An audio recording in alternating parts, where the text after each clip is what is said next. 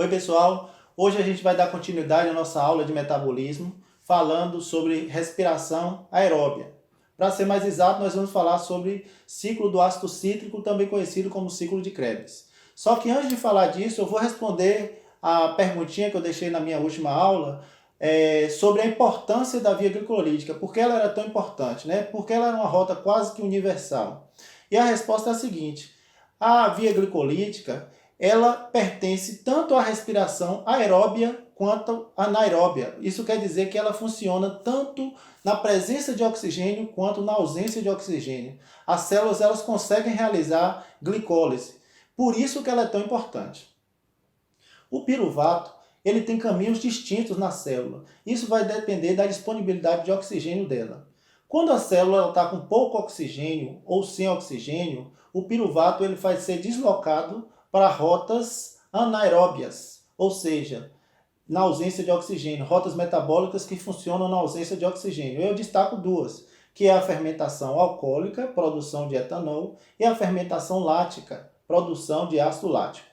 Quando tem oxigênio suficiente nas células eucariontes, o piruvato ele vai ser transportado para dentro de uma organela chamada de mitocôndria. E lá, para ser mais exato, na matriz mitocondrial, o piruvato ele vai sofrer uma série de reações que a gente conhece como ciclo do ácido cítrico ou ciclo de Krebs, também conhecido como ciclo do ácido tricarboxílico. O ciclo de Krebs ele ocupa uma posição central no metabolismo da célula. Por quê? Porque dele, dos seus intermediários, podem sair moléculas que vão para rotas catabólicas e para rotas anabólicas. Por isso o ciclo de Krebs é considerado uma rota anfibólica, ou seja, ele fornece moléculas usadas tanto em rotas catabólicas quanto anabólicas. Mas antes do piruvato entrar no ciclo de Krebs, ele sofre uma transformação. Ele é convertido em uma molécula chamada de acetilcoenzima A. E essa conversão ela se dá por ação de 3 enzimas e 5 coenzimas. As 3 enzimas são TPP, que a gente chama de tiamina pirofosfato, o lipoato, a coenzima A, o NAD e o FAD. E as 3 enzimas são a piruvato desidrogenase, que é inclusive a enzima que dá nome ao complexo. O que a piruvato desidrogenase faz? Ela retira um carbono do piruvato na forma de CO2. Essa reação a gente chama de descarboxilação. A segunda enzima é a dihidrolipoil transacetilase. O que essa enzima faz? Ela insere nos 2 carbonos restantes, que é o acetil, ela insere a coenzima A. E a terceira enzima é a dihidrolipoil desidrogenase. O que essa enzima faz? Ela retira, o nome já está falando, ela retira hidrogênio do acetil-CoA. Só que quando ela faz isso, junto ela está retirando elétrons. E esse elétron vai ser usado no NAD+, para reduzir o NAD+, a NADH. Então nós temos várias coisas acontecendo ao mesmo tempo aí. Se unirmos a ação dessas 5 coenzimas com essas 3 enzimas, nós temos um complexo que a gente chama complexo piruvato desidrogenase. E definindo todos esses passos dessas reações em um nome só, nós falamos que o processo é uma descarboxilação oxidativa. Ou seja, na conversão de piruvato até acetilcoenzima A, nós temos liberação de uma molécula de gás carbônico, CO2, e nós temos a redução do NAD+, a NADH. O complexo piruvato desidrogenase ele pode ser controlado indiretamente pelo nível de ATP e ADP da célula. Como é que isso funciona? Quando o nível de ATP da célula está alto, ele ativa enzimas da classe das quinases. O que essas enzimas fazem? Elas fosforilam o complexo, ou seja, elas inserem fosfato nesse complexo e o complexo ele fica inativado temporariamente.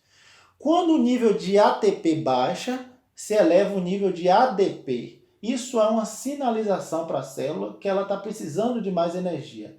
Então, esse nível de ADP elevado, ele ativa enzimas das classes das fosfatases. O que essas enzimas fazem? Ela retira o fosfato do complexo piruvato desidrogenase e esse complexo ele volta a se tornar ativo. A molécula de acetil coenzima A formada, né, pelo complexo piruvato desidrogenase, essa, por sua vez, vai entrar no ciclo de Krebs propriamente dito.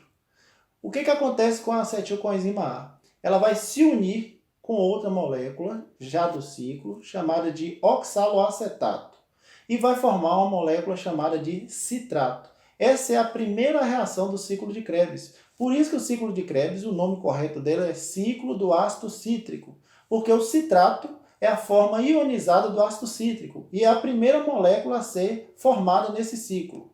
Mas o que acontece quando o acetilcoenzima A se une com o oxaloacetato? Bem, vai entrar uma molécula de água nessa reação e vai hidrolisar a coenzima A. Então a coenzima A ela vai ser retirada e o grupo acetil se une com o oxaloacetato para formar citrato. Então isso é uma reação de condensação, porque você está unindo moléculas e a enzima envolvida é a citrato-sintase, justamente porque está formando o citrato. Na segunda reação, o citrato ele vai ser convertido em uma molécula chamada de isocitrato. Ó, isocitrato, reação de isomerização. Só que essa reação ela ocorre em etapas. Inicialmente, do citrato vai ser retirado da molécula de um carbono uma hidroxila e do outro carbono hidrogênio, ou seja, vai sair uma molécula de água, semelhante a uma desidratação. E essa hidroxila e esse hidrogênio, eles vão voltar para a molécula em carbonos diferentes, então vai ter uma troca de lugar do hidrogênio com essa hidroxila. Então, voltando como se fosse uma reidratação. Então, eu posso dizer que essa reação de isomerização, na verdade, ela pode ser dividida em duas etapas. A etapa 2A, que seria uma desidratação, e a etapa 2B, que seria uma reidratação. Somando-se essas duas etapas, forma-se a isomerização. Só que nesse intermediário, quando é retirado a hidroxila e quando é retirado o hidrogênio, forma-se uma molécula intermediária, que é o aconitato. Então, a enzima envolvida nesse processo ela é chamada de aconitase, em função do intermediário metabólico. E no final dessa reação, a gente tem o isocitrato.